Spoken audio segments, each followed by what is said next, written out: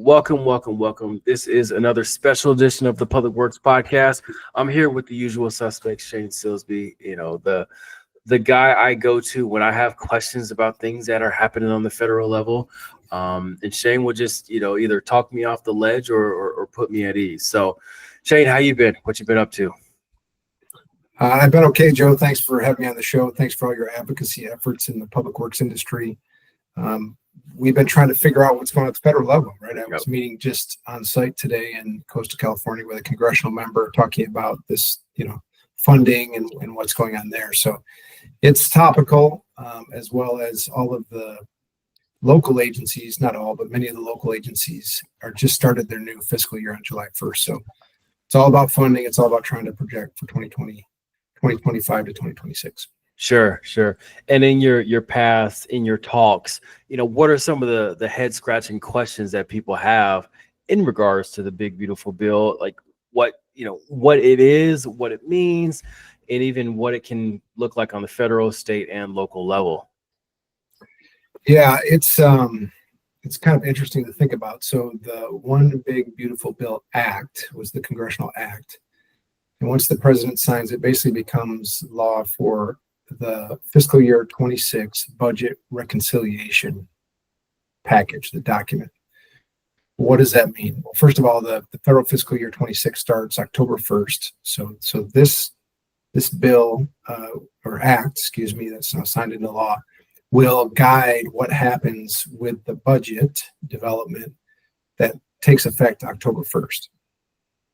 So perhaps think about it like this is a way to give focus in certain areas, or increase spending in certain areas, decrease spending in other areas, from a target standpoint, from a framework and a structural standpoint for your budget. So that's done.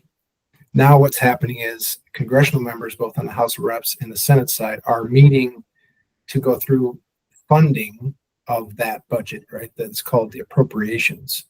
So Congress appropriates the money and the administration basically spends the money. So that's what's happening right now. We've moved from kind of setting the framework of the budget to discussions on how to fund it, like how the appropriators see that to fund it. And I can go into some more details, but that's kind of the baseline on what that is, what happened. Okay. And you said fiscal year 2026, what's going to happen for the rest of 2025? Will we see any suspicious activities or movements happening? Well, we've seen a lot of suspicious activities. That's a loaded question, Joe. But the rest of this federal fiscal year, which runs through September 30th, is already been approved through a continuing resolution. That means they basically took last year's budget, moved it over to this year, which means because they didn't have enough votes with either party to change things. So that means new funding didn't get added or whatever in this fiscal year. All those discussions are going to be happening now, but being funded in the next fiscal year. Sure. I see your slide on the fiscal year 2026 proposed budget impacts to cabinet departments: defense, homeland security, veterans affairs, transportation, commerce, treasury, justice, labor, energy, agriculture, interior, education, health and human services, housing, urban development, state and international programs. I don't see public works on it. Where should public works, be concerned, annoyed, happy in regards to this act and where it lands for them? Right. Yeah. Good question.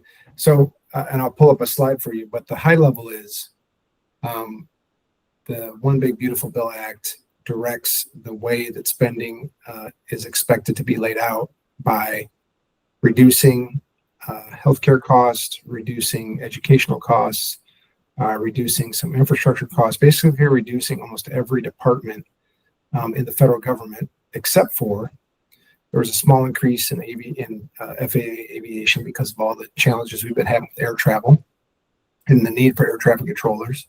So that's a slight bump, a pseudo public works element. The other two bumps were in defense spending, and we can talk about that a little bit, and also in border or immigration enforcement, ICE enforcement. So what did you get? You got more money for defense, you got more money for immigration enforcement, you got a little bit more money for aviation, and everything else got cut back, not completely cut back. And the result of all of that is a $3.3 trillion addition to the national debt. So that's the challenge I think people are struggling with, is almost every other program took a hit. And what'd you get for that hit? What did you sacrifice for that? You get more national debt. So that's where people can't make the math work. Well, what happened was you increased defense spending 113 and change $billion per year. We already are the largest funded military in the world by, I think, over 600 billion. I've got a slide I can show you on that. So the remainder kind of comes in what we call tax cuts, right? So to do a tax cut with the bill, you have to fund that because you lost revenue. When you and I pay taxes, the federal government, they use that money to pay for services that the federal government does. So when you take those revenues away by creating a tax cut, you then have to pay for that. And because they don't have enough money to pay for that, they're just adding to the national debt to give people a tax cut. So it might sound good for 1 year, but the long-term impacts are, I don't think any party thinks it's good to increase the national debt like that. So I'll go into a couple details, but real quick, you'd say, well, what's in it for me? We just talked about every person. What's in it for us? If you ignore all the stuff I just mentioned at the federal level, and you're lucky enough not to need federal assistance, you're in a community where your roads are perfect, your bridges need no work, your healthcare system's fine, you've self-funded everything, and this is a utopian community, it doesn't really exist, but let's say all those things were true, then the person, the people, what would they receive from this funding plan? So the middle 1/5, and it's broken up by 5 different segments, but I just picked the middle. If you're making between almost 67,000 a year to, let's say, 119,000 a year, kind of in the middle, it was the middle quadrant from the analysis, you're expected to save, and this is all projections, about $1,780 in your 2026 taxes. So that sounds good, right? As long as you don't think about everything you just gave up to get that. And the challenge in a consumer economy like we are in the US is what's going to happen with that money, right? If I gave you that money, Joe, you didn't really know, you just did your taxes, you got a refund, or you didn't have to pay that much. If you didn't have to pay that much and you didn't go in, you didn't get it back, it just kind of worked itself out with your finances. It's either just kind of lost, or what would you do with that? Would you invest it? Would you pay for your health care? Would you pay for more education? Or will you spend it on a couple more TVs, right? And a trip somewhere, right? Well, that's the yep. Right. Yep. That's the challenge we have with the American consumerism economy. Yep. It's not right or wrong. It's just that money, which is freed up and created a deficit, could have been used for 2 things. It could have been used to not have that much of a deficit, or to continue to fund those programs that people rely on in those areas that aren't in a utopian city. Yep. So one art, it was an article, it was a video a guy made. It made sense, and what he's talking about was some states they don't do income tax. They don't collect income tax. So when you see the flooding in Texas, what do they have to do? They have to go to the federal level to get funds to be able to fund things like that. What are your thoughts on, if you put your economist brain on, the states who do collect federal income tax, or just they collect income tax in general, not having to go to the federal, I guess, pot of money to be able to help out with their natural disasters or whatever programs they want to implement?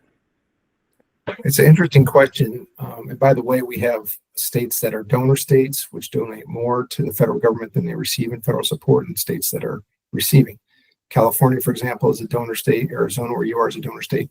California is the #1 donor state. It donates, it provides $83 billion more per year to the federal government than it receives in federal support.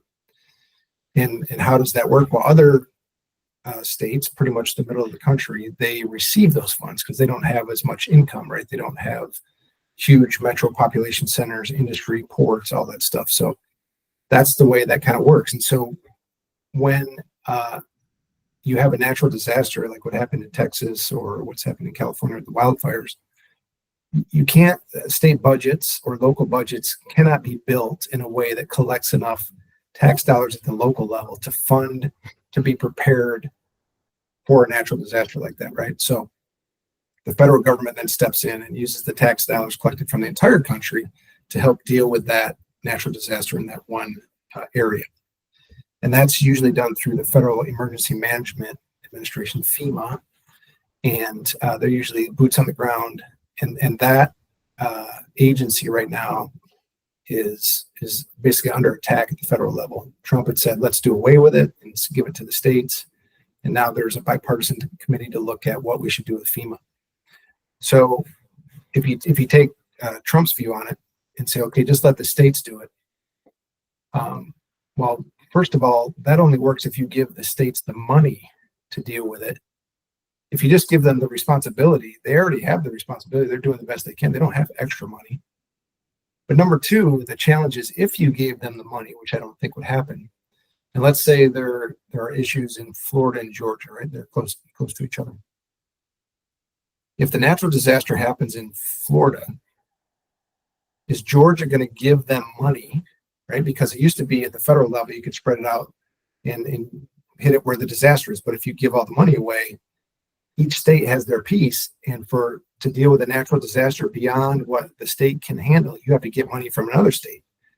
So then it creates an issue like, oh, Joe, I really like you, but if I give you my natural disaster money, then what happens when I have a disaster, right? So in Florida, yeah. Right. So you don't end up getting a very effective system. So that's the challenge. So let's look at the two things here real quick. So we talked, if it's okay, Joe. Go for it. We talked about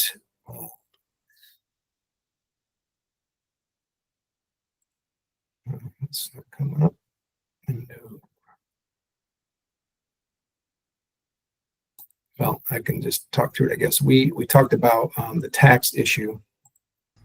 What slide is it? Oh, slide 5. If you want to put up slide 5. Let's see here. We're going to do 5, 8, and 9.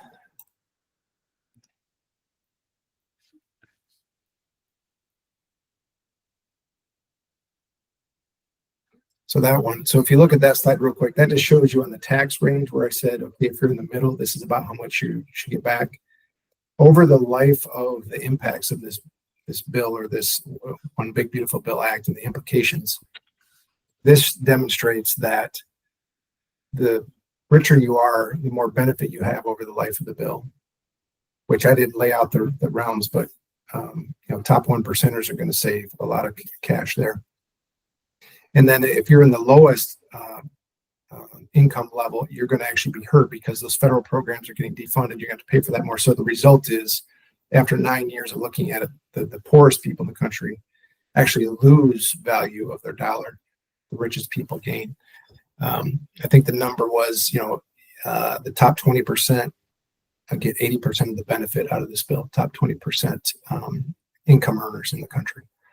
And then the only way that works is through Reaganomics principle, which is trickle down, right? Which says that if Joe makes extra money, let's say you save that $275,000, that you're going to turn around and you're going to invest that. You're not going to fly to Venice and have a wedding, right? Bezos. You're going to invest that in your employees or your industry, right? Or save it, do something productive with it. And that's where trickle down economics fails. And that the CEOs generally are just getting richer and doing things, and they're not reinvesting those dollars in a way that would be the same as if the government just invested it. So that's the tax side. And then if we go to slide 8, which is here real quick, this just kind of shows you, so all the stuff that was going on over this administration on cuts and what they call savings, the Doge efforts with Elon Musk, all that stuff.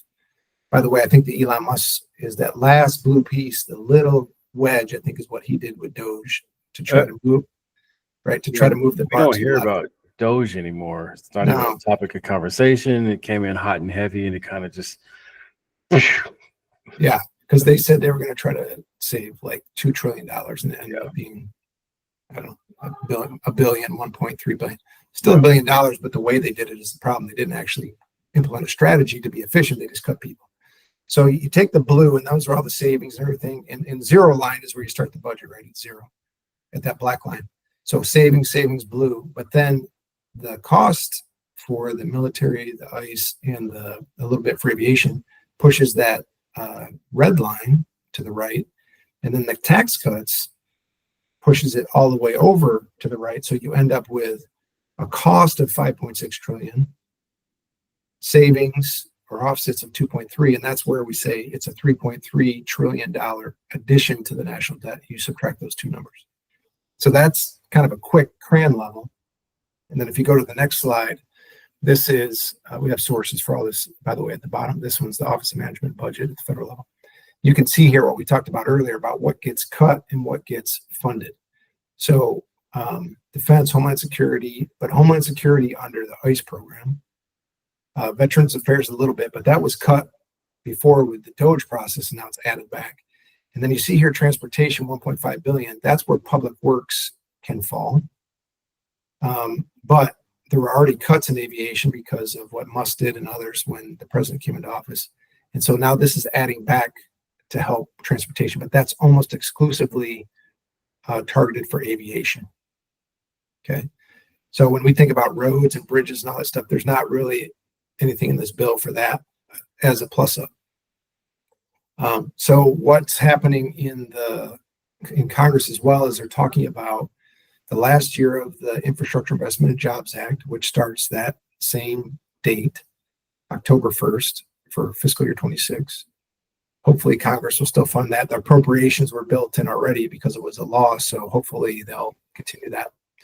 And then the question is for fiscal year 27, what's the new infrastructure bill? What's the new way to invest in that transportation line item or in an interior line item for facilities? That's the question. That's what's going on in Congress right now. The third or fourth conversation is what are we doing about infrastructure, to your point on public works? And that's likely a whole new act, right? Like the Infrastructure Investment and Jobs Act. That's probably a whole new thing focused on what this administration considers, quote, infrastructure. So they are putting in roads, bridges, I think rail, aviation maybe is what they consider infrastructure. Okay. Everything else is subject to not being funded heavily or being cut. So EVs, transit, the ports were up and down for a while. So that's the challenge is, okay, define infrastructure and then what level can you fund it at? And the funding level is likely to be less aggressive because of what we just looked at with the national debt that was created. Right? Yeah. Okay. Thanks for expounding on that. When should we know, or when would we hear rumblings of when that second Infrastructure Jobs Act will come out? Yeah, that will be what happens next year. Right. Okay. So this calendar year will be all the stuff we talked about, getting the federal budget approved and appropriated funds for that starting October 1. Once that's done, if that is achieved, then they can start to focus on these new funding initiatives. So that'll be calendar year 2026. We hear about it. Gotcha. One thing that I've seen, and it made my spider sense start to tingle, was that with all the federal budget cuts, just meaning the employees that have left their federal job, they are now on the job market. What will that do to the agency side? Will it start to push some people out who may have been going up for director level jobs, and now there's a federal person that can drop into that place? Will we see a shakeup? Because have seen already that there's certain people on the federal level that have left their job, and now they have high level jobs at a municipal or a city or county or an agency. Some are still looking for work. So yeah, those cuts are continuing, even though DOGE did a bunch of stuff right in the beginning. There's continuing to be exits, as you say. The other challenge is when you talk about people trying to promote, the current administration is trying to push down the level that is an appointed level versus a civil servant. What does that mean? Appointed means you're linked to whoever the president is. They appoint you, your boss appoints his second, the second appoints that, and it's all like approved through the president. So that might sound good if you had a good administration doing good things. But what happens is when they leave, whoever that administration is, good or bad, all those people now are gone. Now it's down a level or multiple levels. And so you're losing your leadership. That's the challenge, and continuity. And continuity of government's a big thing. So because that line goes down, the civil servants that might want to promote up their, government employees, they have all the knowledge. There's going to be a limitation there. And then what's going to be caused at that point is somebody's going to have to say, well, I'm just going to sit here and just get paid the same, and I'm probably going to have to do more, and I'm not going to have any progression. They're either going to have to accept that or they're going to leave. And then when that knowledge leaves, then that hurts us even more with continuity. No, sure. I've had somebody on my podcast where they were with the previous administration. The administration changed over. They left their current position. And I asked them, I said, is there like a sticky note that you leave on the computer and say, hey, here's how you can here's how you can do this process in this task of, whatever position you're getting, which is should be their position. It's like, no, there's just kind of, you grab all your stuff and you leave, and someone else will come in a couple weeks and take over from there. There's no succession plan. There's no transition period. There's no exit interviews. And I'm like, how can we be efficient if we just start over every 4 years or 2 years or however long? It's kind of crazy to think about it that way. Yeah, if you were running a business, you wouldn't do that, right? You wouldn't just take arbitrarily all your leadership and pull them out with no continuity, no nothing. Like you wouldn't do that, right? So that's the challenging thing about that level of government. Trump just signed a new homelessness executive order. What does that mean? What is it going to look like? My initial thoughts is that a lot of these homeless shelter program nonprofits are going to get a bump. They're going to get, more activity, probably more money, because they're going to be put to more use, which it kind of creates a whole nother economy when a federal order comes down like that. And now Jim Bob, who's got a Motel 6 of 40 rooms, he can get more funding for the homes that get sent his direction. What are your thoughts on the act, and then or the executive order, and what it will look like, what it might look like? Yeah, it's interesting. Since the beginning of the human race, we've had people that are homeless. So it's never been a crime to be homeless until whatever it was in the last 12 hours. That's a challenge. I didn't read the executive order, how you laid it out, where there's going to be extra money for people. What I read it as is if the grants that are being given to agencies, that if they don't enforce homeless acts or acts of homelessness, then they will lose their money for their other programs. So, for example, transportation, we're talking about public works, so transportation is listed in there. So, for example, if Joestown doesn't do massive enforcement on homeless impacts, their transportation funding could be impacted. Right? That's where the logic breaks down a little bit on this. But let's just talk about what could effectiveness looks like, because I don't think there are many people that want to have a big homeless population, but there's not a lot of empathy around it, right? But there's 5 or 6 reasons why homelessness happens. And the first one is financial hardship. The second one is mental health. I'm going to pause there for a second. In the act, it talks about trying to provide mental health services as a benefit to the criminalization of this and putting people in jail, because then they can get maybe mental health treatment. Okay. Prior to cutting, remember we talked about on the One Big Beautiful Bill Act, there were cuts in there to healthcare, and mental health is part of healthcare. So on that side of the ledger, we cut those things at the federal level. Then we wake up this morning and say, we want these to be provided through the jail system without really giving money. And, I'm no expert on the jail system, but I don't think it's a great mental health foundational environment to try and improve your mindset. Yeah. Even the best jail is still a jail, right? You go through probably mental health issues being in there. What we do know, and you can look this up your viewers, yourself, is that it costs way more money to address the needs of a homeless person in jail than it does to get them a house or help them on the path to recovery, right? Because if they're in jail, they're not contributing to your economy. They're not helping get better. Usually they're just getting, we're funding as taxpayers. Yeah, it costs to imprison somebody and to sustain them while they're in prison versus having a dormitory where they can go and, and do life and still get help. Yeah, so the shelters, like I helped build in Orange County, there's a ID center so they can get IDs to go try to get a job. And there was a shuttle to and from the employment offices. There was healthy food. There was a way to get clean. But we're not talking about those services in a homeless shelter. We're talking about jail now. So that's a challenge. The other thing is, you can look at all the stats or whatever, but that issue of just trying to find homes, like the solution is in the title, as we used to say, homelessness, find homes. Housing those folks is the cheapest option. And it's a way to get them back on their feet, and it improves their mental health and all those things there. Now, every circumstance is a little bit different. So it's not as easy as just plug and play. And then on top of that, we have housing affordability issues in the country.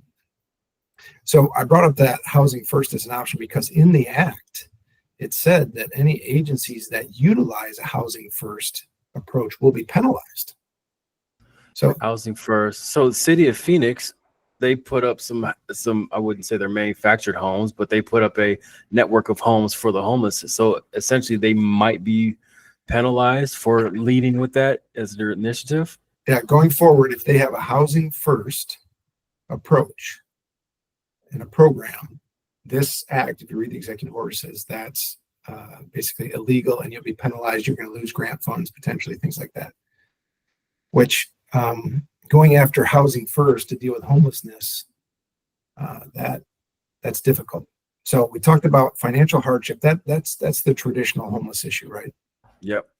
And that's another thing. We talked about the cost of housing, but we're headed, recessionary pressures are mounting. So if somebody gets in a situation where they get kicked out of their house, think about the recession in 2008 and 9. The day they get kicked out, they're homeless. Yep. So now all of a sudden they become a criminal. Yep. Because they got kicked out of their house. So that's the challenge when you look at the financial hardship category. Nobody wants to be in that category. Nobody gets there overnight. That happens after many things have happened, and that's the last resort, right? So instead of helping the people in that situation, we're going to put them in jail, apparently.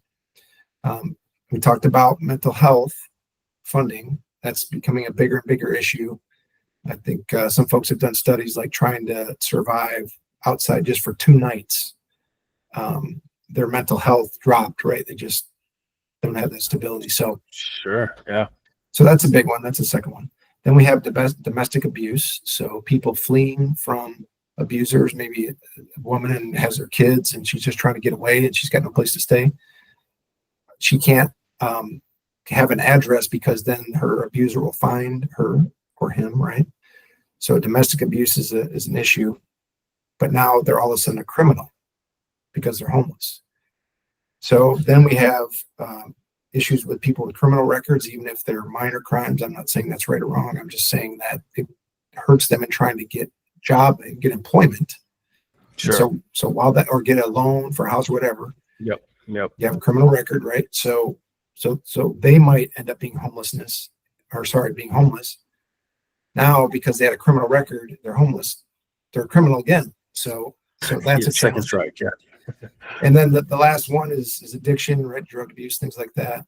Alcohol abuse, that needs treatment to get better, right? Putting somebody in jail doesn't really solve that, whatever the case might be. And then kind of one I added here is, because I used to deal with this at Orange County on the homeless side, is veterans. So veterans of foreign wars, they many of them have PTSD and all that stuff, and have a fear of being in confined spaces or being in a shelter. They prefer, and I'm generalizing, but some prefer to be outside. Yep. They can kind of control Yep. their space and Yep. all that stuff. I've met people like that. Yep. Right. They just want to be left alone. Yeah. They don't want to have to pay a water bill or pay for none of that. They just want to be able to exist and do what they want to do and go as they please. Right. True freedom in America, right? True freedom. And that, I think, to add to your list, I think the subset of Americans who are voluntarily homeless, kind of like you said, the veterans, but there's a whole creator economy on TikTok, Instagram about living in their vehicle, and they enjoy it. They literally enjoy it. Like they create content about waking up, going into the local gym, taking a shower, brushing their teeth, going to work, but they want to do this for 6 months to a year to be able to save enough money to whether be moved to a different country, whatever, but they are voluntarily homeless. Should they be criminalized for it, for finding a way to hack the system without having to have a $2,500 payment over their head every month? I don't think so. Yeah, that's tough, especially with like the RV economy since the pandemic. People bought all these fancy RVs, all the Sprinter vans, all that. If they don't have an address, they're homeless, right? That's true. Yeah. So that's crazy. Yeah. So that's in. So we've talked about 6 different categories, 7 or 8 with the stuff that you added. The challenge with the executive order is it doesn't make a distinction. It just says you're homeless, you're a criminal. That is the difficult thing, and I think it's probably just a distraction tactic also. But the timing is whatever. Yeah, the timing is real apropos for what they're trying to disguise. But another distraction is, or I think a lot of these things that come down from the federal level are just bark and no bite, meaning it sounds good to the base to hear that he's trying to clean up the homeless, because like we've expressed before, not too many people want to do life where there's homeless people around. It's not that much empathy around it. I kind of get it. Like I lived in the city of Oakland before, where homelessness is crazy. I'm just outside of Phoenix, where you can make a couple turns and there's encampments of people, and not too many people want to be subjected to that on the day-to-day, whether you have kids or whether you just want to do life without that. Do I think that these cities, municipalities, agencies will be penalized for having some people on the streets? No. Do I think that they'll grab all the homeless and throw them in a jail? No. But I do think that there will be I would say a rejuvenation of his base to be able to say, oh, this is great that he's doing. And then also the cities might try a little bit harder to clean up certain areas of town to make it look good for the city constituents. Those are my initial thoughts. Yeah, I mean, that's not uncommon across the country, right? And if it was easy, it would be solved in an easy way, right? But everybody's a person. They have rights. They have 4th and 8th Amendment rights to search and seizure, right, to personal property and privacy. Those are constitutional rights. So you can't just do what you want to any person you want to in America. I mean, that's kind of the deal. So the challenge thing is this. So in the executive order, it points out, because somebody might say, oh, homelessness is a problem. It points out, I think it said 272,000 homeless persons in America. And it said, oh, that's the highest number. They blamed the prior administration, of course, but let's just take that number. The U.S. has 340 million people. So when you do that math, that is 0.08%. So less than 1%. Less than 0.1% of the population. Is that really that huge of an issue that we need to criminalize it and take people's grant money away if they don't comply and do all this stuff? It's a polarizing issue, no question. Yeah, that's what I was saying. It can reignite the base and get people all in a tizzy about it. Right. So that's the challenge. Is it's an easy target. Homeless people can't really defend themselves in the media. They don't have lawyers generally and all that stuff. But it's, less than 1/10 of 1%. Is that some huge epidemic that we have in the U.S. right now? That's the challenge. Yeah. So I guess we'll see what that looks like in the future here. Anything we didn't talk about, anything we missed for some of the updates from this week? I think that the one thing that we didn't hit on the slides, if you want to pull up the slide on national defense spending real quick. Let's do it. And that was slide 13. This one or That couple more here, right here. So this is what it was before the One Big Beautiful Bill Act. And people probably think, yeah, more military spending, that's great, that's America, right? I'm fine with military, right? We love to be a safe country. But look at the differential, right? We are spending $916 billion per year. And China, who everybody's worried about, is here at 296. So, my argument's always been like that delta of $600 million. If we just spent $300 million, if we just doubled China, we spent $600 billion a year. Think about what we could do in the U.S. with that $300 billion for infrastructure, for all the things we just talked about, healthcare, whatever it is, that relieve national debt, right? But instead of doing that, we took that $916 billion and we added $113 billion with the One Big Beautiful Bill Act. Wow. And the last time I checked, we're not at war. So why do you need more money for the military? And that's the challenge with some of these initiatives is there's no why behind it, right? There's no logic given. Yep. That's the question that people ask is, well, why are we spending $916 billion? We probably have enough tanks and jets and soldiers and and army t-shirts. Why do we need that much? I personally think it's because there is a a concerted effort to pop up a company in the defense industry and get your retirement paid for just by having a buddy on Capitol Hill that could or the amount of money that we give to a different country to support their war. Like, you think that money's tied into this or baked into this number?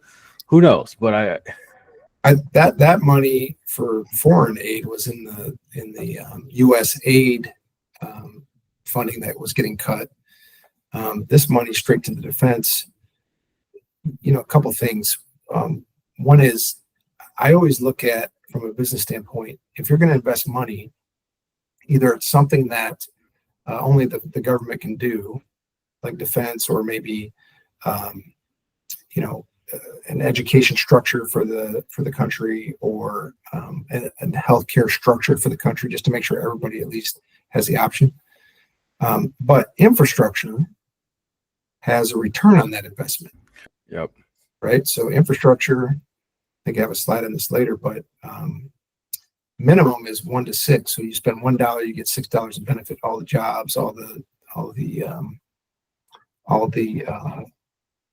infrastructure that needs to be put into place anyway, because of, it's probably more towards the end, but because of moving goods, right? The economy needs infrastructure to move forward.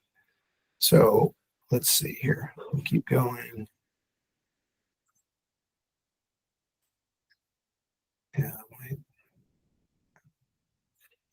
Anyway, that when I look at spending, I look at, okay, if you spend money in this area and you get a return on that, isn't that something to consider, right? So right here it is. So we see that the grade, there was a grade up there. So the infrastructure report card from ASCE, they rated the country, rated the country's infrastructure. I think that nationally it came back as a C+, and I think that's up. This is one part of the state of California. That's why it says D. But the country overall aggregate went from a C to C+, and that was because largely the Infrastructure Investment and Jobs Act, right? We invested in infrastructure in the country, and it got better. Didn't get great because it was still underfunded. But here it shows if you invest $1, you're getting $13 back. Part of that is the things we talked about, the $6. The 7 part is talking about resiliency, and if it's easier to raise the bridge or harden the bridge than replace it if it gets washed out, for example, in a natural disaster. So that's the issue, is if you invest in the military and defense, you're not getting a return on that investment to the U.S. population. You're buying additional insurance, right? And you can buy more insurance, but how much do you need? That's the question. The other trend could be is that the administration is trying to use the military to police cities in the U.S., right? Like we saw in LA. And that, I think, was the first time beyond the National Guard, right? They said Yeah. beyond the National Guard that there's been a deployment on U.S. soil with American troops. So that could be part of why the military needs more funding to basically create a police state, right, or martial law, if you will, across the country. Why would they try to do something like that? I mean, we're To- relatively safe compared to other countries. Well, some, like the administration and others, want you to think we're not safe, right, and create hate and all that stuff. And so if a city's not listening to you, like LA or Phoenix or New York, you send in the military and you create a military state to control those areas, right? Or where people are having protests, which you have a right to protest in the country, freedom of speech. If the administration doesn't like what somebody's protesting, send the military and shut them down. So I would never say that, but it's happened now in Los Angeles. So that's why we have to at least think that is a possibility. Sure. Okay. Well, we definitely touched on some topics. Encapsulate what we talked about, and I guess I'll get us out of here. Yeah. One big, beautiful bill act is a budget reconciliation act that guides what Congress is going to do to appropriate funding. So the next phase is the appropriation of those dollars. That will tell us what the ultimate impacts were of all of this. That's money. And then on the homelessness side, I think they're going to be in court on that. With other grants, they try to do similar, the administration tried to implement similar tactics of, you're going to lose your grant money if you don't support ICE, is what they said. If you don't support immigration enforcement, you're going to lose your grant funds. That was found in court to be illegal. So I expect this one will get brought up in court as well. Okay. Well, Shane, once again, it's always good talking to you, my man. Yeah. Well, for the listeners out there, our goal is to continue to keep coming with current topics. If you have any questions, please put them in the comments below, and we will be sure to answer those on our next show. If there's any topics you might want to talk about on the show, please feel free to reach out to us, and we will get you on the show. We're looking forward to having more of these types of conversations around public works, infrastructure, federal, state, and even local side. So thank you, everybody, for tuning in. And this has been the Public Works Podcast. Thanks, Joe.